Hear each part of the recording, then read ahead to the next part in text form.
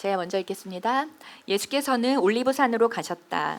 이른 아침에 예수께서 다시 성전에 가시니 많은 백성이 그에게로 모여들었다.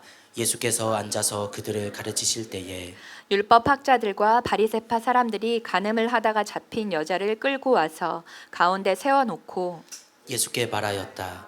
선생님, 이 여자가 간음을 하다가 현장에서 잡혔습니다. 모세는 율법에 이런 여자들을 돌로 쳐 죽이라고 우리에게 명령하였습니다. 그런데 선생님은 뭐라고 하시겠습니까? 그들이 이렇게 말한 것은 예수를 시험하여 고발할 구실을 찾으려는 속셈이었다.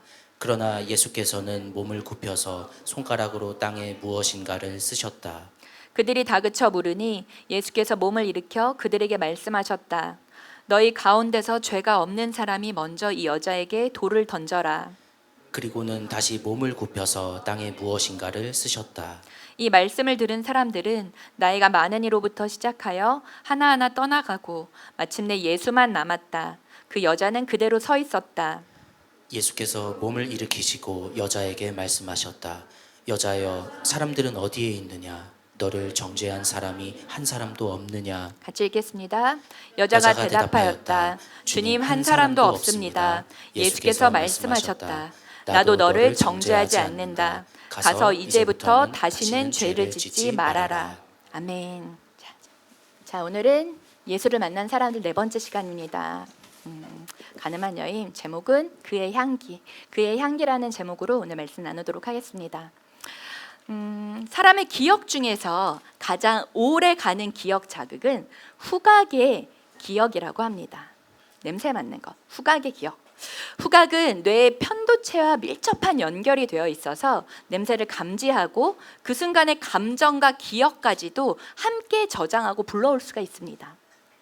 특히 향기를 맡으면 과거의 사람, 장소, 경험들을 자연스럽게 한꺼번에 떠올리게 됩니다. 우리의 기억은 후각에 따라서 움직인다 해도 과언이 아닙니다. 또한 후각이 미각과 연결이 되어 있죠. 코로나 때 코로나 걸리신 분들, 경험하신 분들이 있으실 것입니다.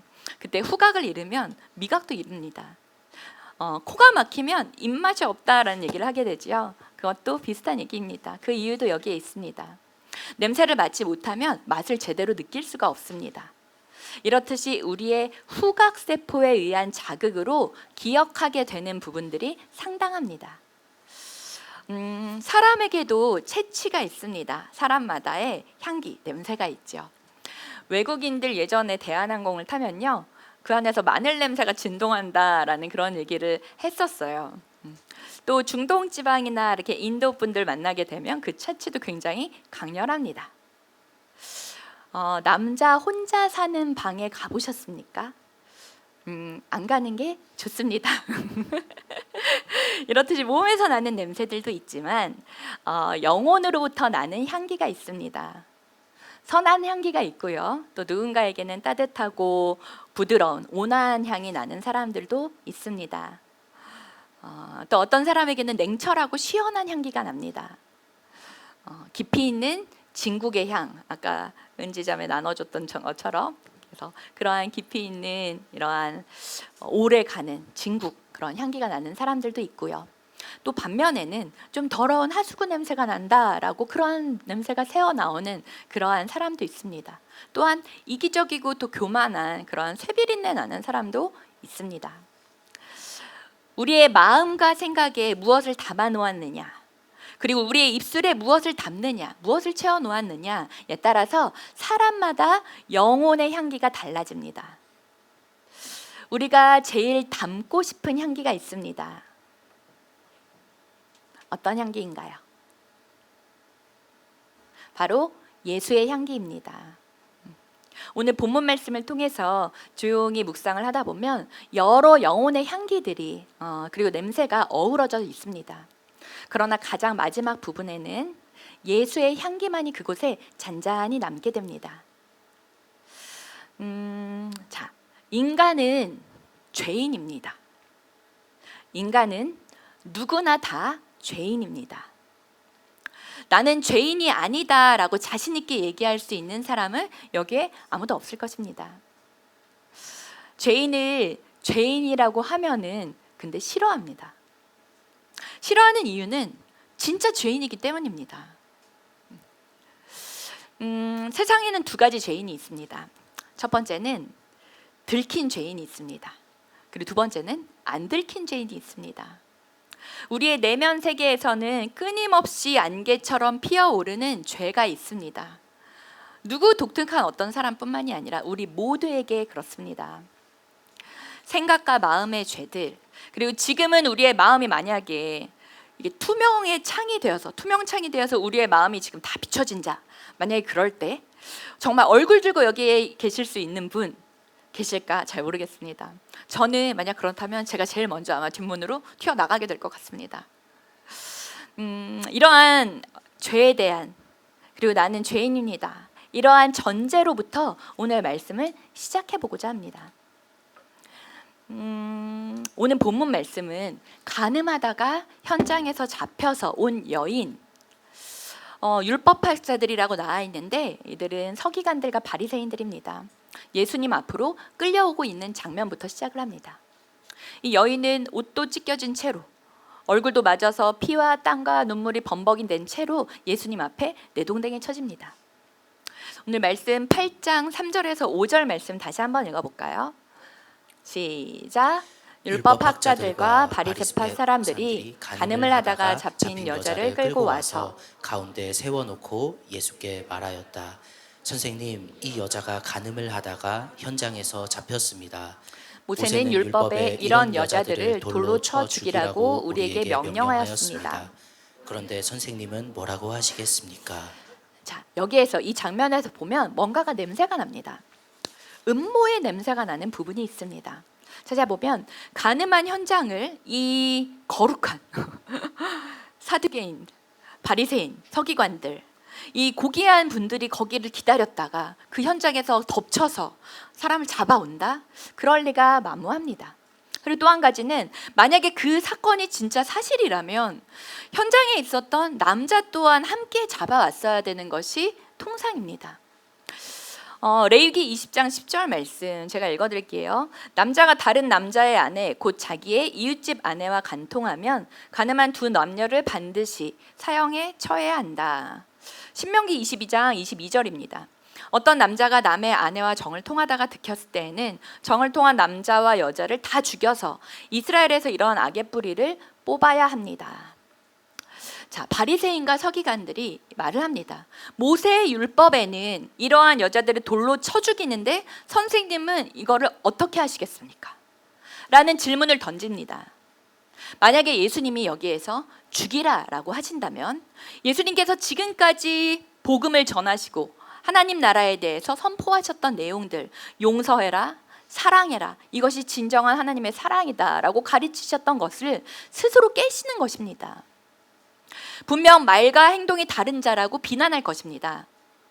만약에 죽이지 말라, 그럼 그냥 보내줘라 라고 예수님께서 말씀하신다면, 그렇다면 당신은 이스라엘 백성이 생명처럼 여기고 있는 이 모세의 율법을 어기는 것이다, 나아가서 음행을 조장한다, 그렇게 예수님을 고발하려고 할 것입니다.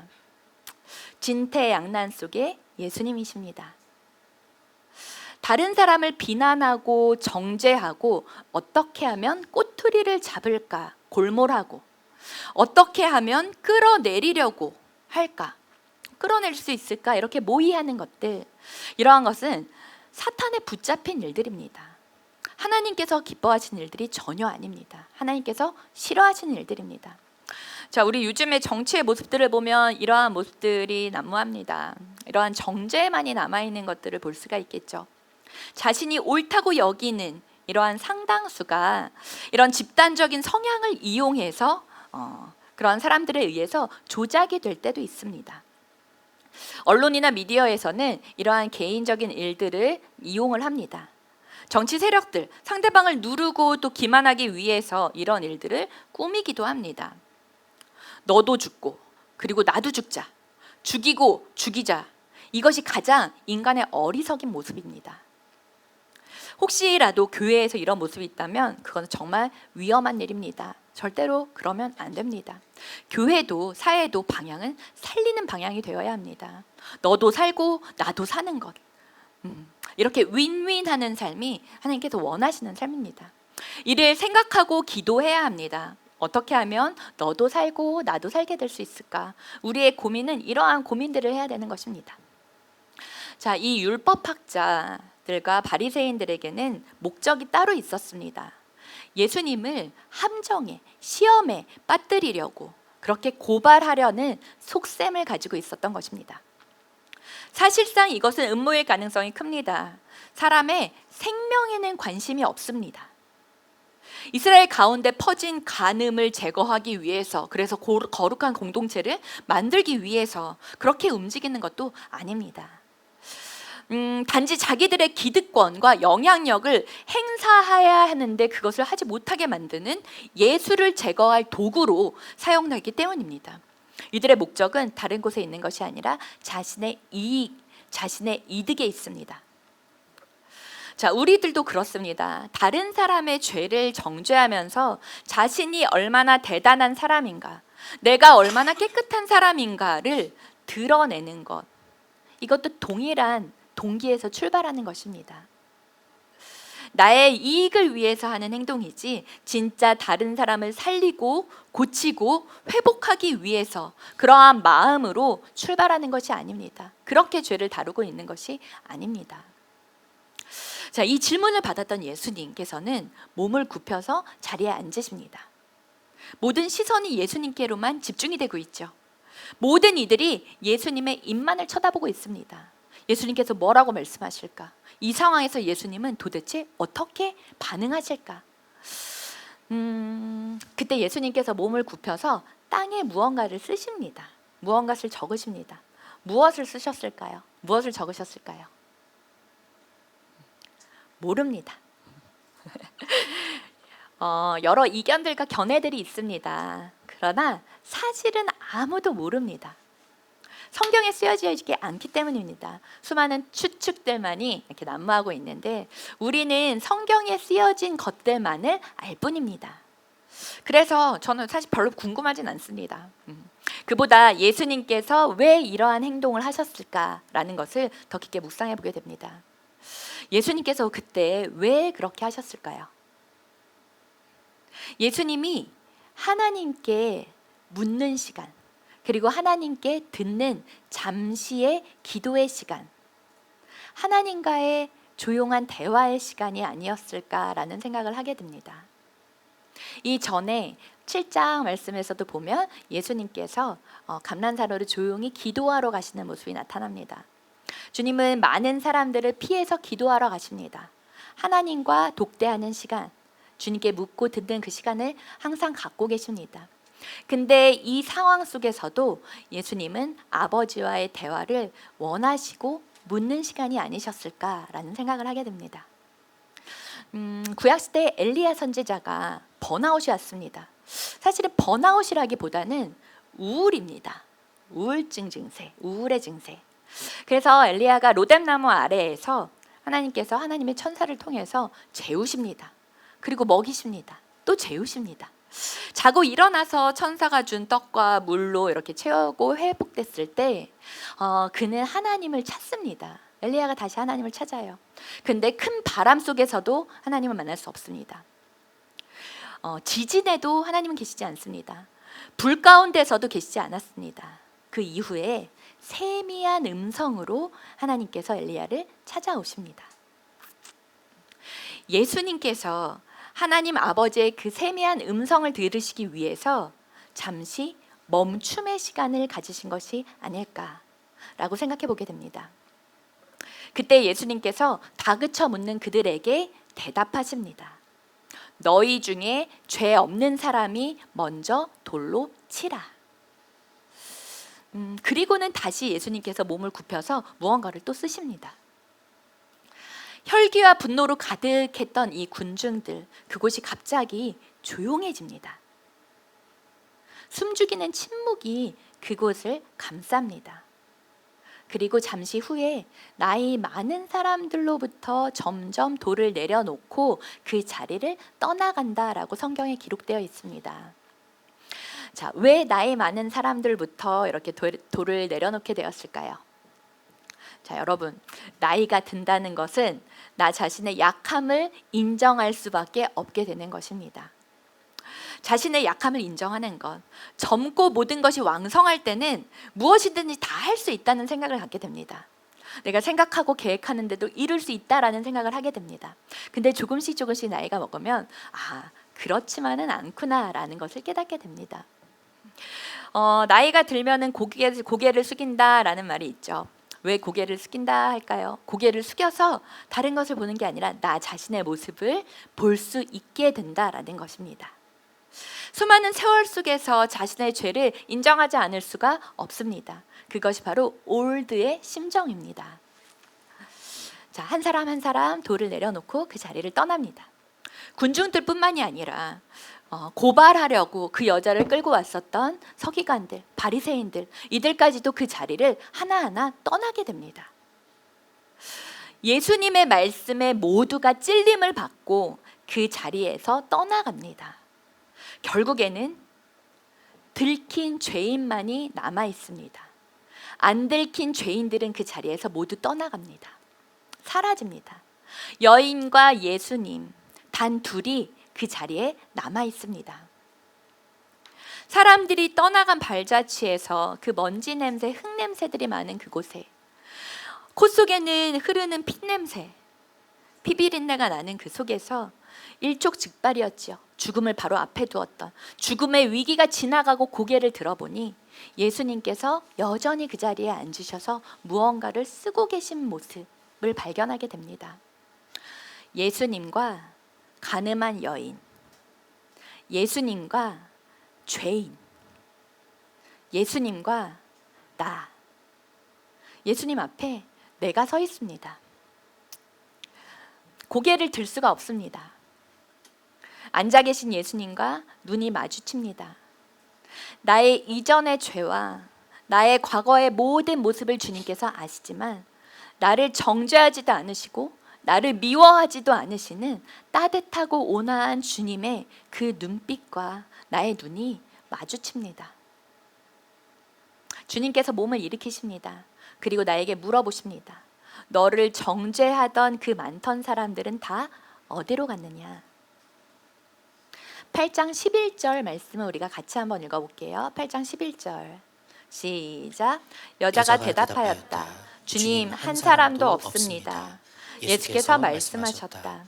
나도 너를 정죄하지 않는다. 가서 이제부터 다시는 죄를 짓지 말아라. 모든 인류 가운데 유일하게 한 분, 유일하게 한 사람, 죄가 없으신 분은 바로 예수님 한 분이십니다. 그러나 그 예수님께서 정죄하지 않겠다고 말씀하십니다. 그 예수님께서 나도 너를 정죄하지 않겠다.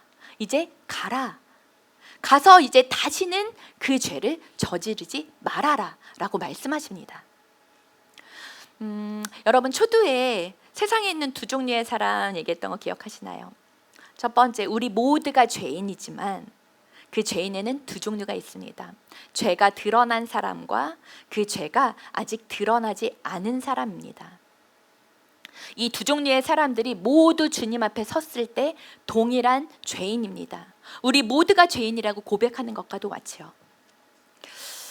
먼저는 자신의 죄가 드러나서 수치와 절망 가운데 심판을 두려워하는 자, 그리고 자신의 죄가 드러나지 않아서 교만과 자만한 가운데 심판을 두려워하지 않는 자, 이렇게 보일 것입니다. 진짜 복 있는 사람은 그 죄가 드러나서 벌거벗겨진 자, 이 사람이 진짜 복 있는 자입니다. 죄가 드러나지 않는 사람들은 예수님 앞에서 사라집니다. 죄가 드러난 이 여자는 예수님으로부터 말미암아 회개의 기회를 얻게 되는 것입니다. 죄가 드러난 이 여인은 예수님께서 다시 한번 기회를 주십니다. 회개의 기회를 주십니다. 가서 다시는 동일한 죄를 짓지 말아라. 즉 회개가 은혜입니다. 회개가 바로 축복입니다. 나의 죄를 깨닫고 주님 앞에 고백하고 주님께로 나아와 용서함을 받는 것이 바로 은혜이자 축복입니다. 아멘. 자, 믿겨지지 않는 일이 이 여자에게는 일어납니다. 방금 전까지만 해도 정말 죽을 운명이었습니다. 돌에 맞아 죽을 운명이라는 것을 바로 직시하고 있었던 이 여자입니다. 부끄럽고 수치스럽고 그리고 두려웠습니다. 하지만 예수님께서 그 앞에 오셔서 예수님께서 말씀하시자 분노하여서 돌을 든 모든 자들이 그들에게 맞아 죽었어야 하는 이 여인이 구원을 얻게 됩니다. 이 여인에게 새로운 인생이 펼쳐지게 됩니다. 이 여인에게 새로운 삶이 주어지게 됩니다. 다른 모든 이들은 떠났습니다. 하지만 예수님의 그 수원의 손길은 이 여인 한 사람에게로 내밀어집니다. 사도행전 26장 18절 말씀을 우리가 같이 한번 읽어보겠습니다. 사도행전 26장 18절 시작. 이것은 그들의 눈을 열어주어서 그들이 어둠에서 빛으로 돌아서고 사탄의 세력에서 하나님께로 돌아오게 하며 또 그들이 죄사함을 받아서 나에 대한 믿음으로 거룩하게 된 사람들 가운데 들게 하려는 것이다 하고 말씀하셨습니다. 예수님 앞에 서면 내가 보입니다. 우리가 주의 말씀 앞에 서면 내가 보입니다. 거룩하신 분, 정말 빛 대신 예수님께서 그 빛을 우리에게 비춰주시기 때문입니다. 빛 대신 분 앞에 서게 되면 나의 더러움이 보이게 됩니다. 나의 죄가 그제서야 보이게 됩니다. 예수님 앞에 설 때 예수님의 빛이 우리 안에 비춰질 때입니다. 나의 죄가 보이는 것이 은혜이자 축복입니다. 아멘. 자, 예전에 제가 사역자 아니었을 때, 그때 성도로 교회를 섬기고 있을 때, 그때 굉장히 아끼는 동생이 밤에 찾아왔어요. 언니 좀 볼 수 있어요? 그래서 집 동네에 와서 카페에서 커피 한 잔 마시면서 얘기를 하게 되었습니다. 그때 그 동생이 저에게 고백했던 것이 자기를 가르치고 있는 교수님과의 부정한 일을 저에게 고백을 하게 되었습니다. 그때 저는 빨리 그만둬라. 안 된다. 정말 정신 차려라. 그리고 단디 좀 혼을 내놓고 돌려보내게 되었어요. 그 뒤로 좀 좋았던 관계가 어색해졌습니다. 그 친구가 저를 보기가 좀 어려워졌던 것 같아요. 이후에 저는 이제 사역지로 떠나가게 됐고 그 친구는 계속 남아있게 되었습니다. 나중에 결혼도 하고 저도 결혼식도 가고 그리고 아이들도 낳고 이 친구가 훌륭한 교수가 되었어요. 다시 만나서 얘기할 때는 더 이상 그때 얘기를 할 필요는 없게 되었습니다. 그런데 시간이 흐르고 그때 그 동생이 제 앞에서 얼마나 부끄러웠을까 하는 생각이 들게 되었습니다. 그 밤에 와서 저에게 고백하며 얘기했었던 것은 자기도 얼마나 괴로워서 얘기를 했을까 하는 그런 심정을 그때는 제가 전혀 헤아리지 못했다. 그것은 정말 부정한 죄야. 너 정말 그러면 안 돼. 라는 정죄만을 했던 것 같습니다. 감사히 그 일이 하나님 앞에서 회개하며 돌이키는 은혜가 있었습니다. 우리는 나의 죄를 잘 못 봅니다. 나의 죄는 쉽게 합리화시키고 쉽게 정당화시킵니다. 그러면서 다른 사람의 죄는 펄쩍 뜁니다. 그것이 저의 모습이었어요. 그것이 죄인인 우리의 가시와 엉겅퀴입니다. 예수님께서는 그 여인의 죄를 다시 한번 벌거벗기시지 않으셨습니다. 대신에 그 자리에 함께 머물러 주셨어요. 그리고 앞으로의 삶을 축복하시며 구원을 선포하십니다. 다시는 그 죄를 저지르지 말아라.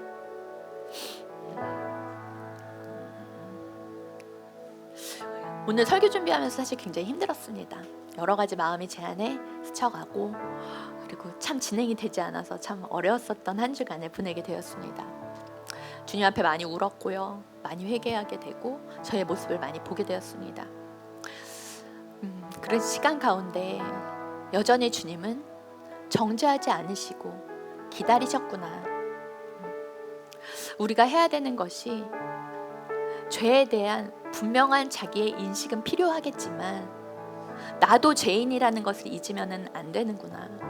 그리고 그 자리에 함께 있어 주셨던 예수님처럼 우리도 누군가의 그 길을 같이 있어주고 품어주고 기도하는 것이 우리가 할 수 있는, 같은 죄인으로서 들킨 죄인이든 들키지 않은 죄인이든 우리가 용서받은 죄인으로서 함께 해야 될 자리는 바로 주님이 구부려서 땅에 무언가를 쓰셨던 그 자리가 아니었을까, 그 기도의 자리가 아닐까라는 생각을 하게 됩니다. 자, 이제 가을입니다. 오늘 비는 정말 가을비이죠. 가을 꽃이 이제 번질 테고 또 가을빛으로 점점 물들어져 가는 계절이 됩니다. 꽃도 사람도 저마다의 향기가 있습니다. 그 향기를 냅니다. 그러나 꽃의 향기와 사람의 향기는 다릅니다. 꽃의 향기는 타고나는 향기입니다. 하지만 사람의 향기는 우리가 살아가면서 만들어지는 향기입니다. 눈빛과 얼굴, 그런 표정, 말씨, 걸음걸이, 그런 마음과 영혼에서부터 풍겨 나오는 향기를 우리는 숨길 수가 없습니다. 이것이 영혼의 향기이죠. 사람의 향기입니다. 가장 아름다운 향기는 예수의 향기입니다. 예수님을 바라보는 사람은 그 예수의 향기가 그에게서도 느껴집니다. 예수님을 닮아가는 사람은 그 예수의 향기가 그의 삶에서부터 묻어나옵니다. 하나님은 우리를 그리스도의 향기라라고 부르십니다. 꽃은 입으로 말하는 것이 아니라 향기로 말을 합니다. 사람도 향기로 말을 합니다. 고린도 후서 2장 15절 말씀 우리 같이 한번 읽어볼까요? 시작. 우리는 구원을 얻는 사람들 가운데서나 멸망을 당하는 사람들 가운데서나 하나님께 바치는 그리스도의 향기입니다. 아멘. 하나님께 바치는 그리스도의 향기입니다. 우리 한 사람 한 사람들은 그리스도의 향기입니다. 이 여인의 피와 흙에 그리고 땀에 그 죄의 냄새를 덮으시는 예수님의 사랑의 향기, 용서의 향기를 기억하시기를 바랍니다. 그 예수를 닮아가는 그 예수의 향기가 담겨지는 우리 라이트하우스 홍대 우리가 되기를, 우리 한 사람 한 사람이 되기를, 우리 나온 공동체가 되기를 주님의 이름으로 축복합니다.